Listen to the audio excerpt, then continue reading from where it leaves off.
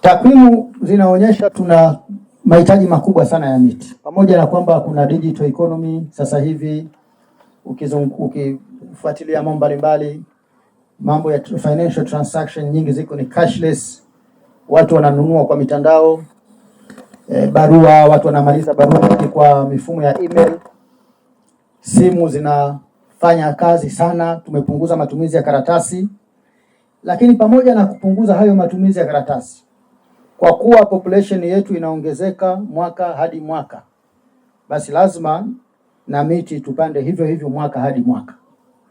Ukataji miti au matumizi ya miti, ukataji miti kwa ubaya au kwa uzuri, spidi yake haiendani na upandaji miti, ni inverse proportion. Kwa tunahitaji kuweka mikakati thabiti kuhakikisha kwamba spidi yetu ya kupanda miti inaendana na matumizi ya miti au inazidi kabisa.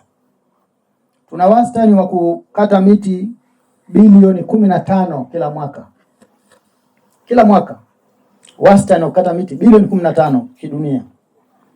Lakini spidi yetu ya kukata miti, spidi yetu ya kupanda miti ni bilioni 1.9. Sasa unaweza ukaona tunapanda miti bilioni 1.9 kwa mwaka, tunakata miti bilioni 15.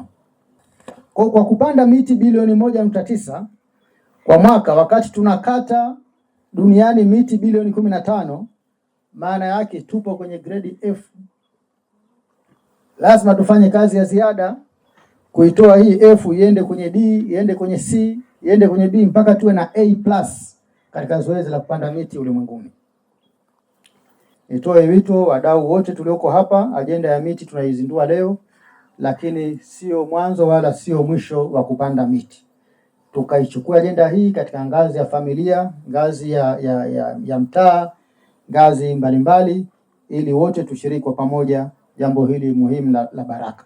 Huwezi kupanda mti ukapata hasara. Kila anayepanda mti atavuna baraka nyingi anazoziona na asizoziona. Tupande miti kwa wingi.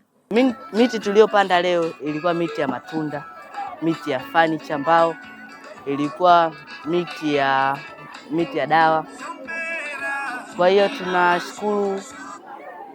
tunashukuru katibu pamoja na baraza lake kufika katika shule yetu ya Makutupora iliyopo Dodoma jiji ili kupanda miti katika shuleni kwetu. Wameleta miti zaidi ya 600 ili kuendelea kufanya nchi yetu iwe na uoto wa asili. Kama kiongozi wa wanafunzi, tutakuwa kila asubuhi tukija tunamwagilia miti yetu na tunaitunza. Kila mtu atakuwa na mti wake mmoja wa kutunza, kwa sababu tuko zaidi ya watoto 1000 katika shule yetu, na miti tuliyopanda leo iko zaidi ya 600. Kwa hiyo kila mwanafunzi atakuwa na mti wake wa kutunza mpaka mti wake ustawi. Kwa majina yangu naitwa Jennifer Boniface Roman, ni head girl katika shule ya Makutupora Secondary School. Miti itatusaidia katika vivuli, kutupatia vitu mbalimbali, mfano viti, mbao na kadhalika.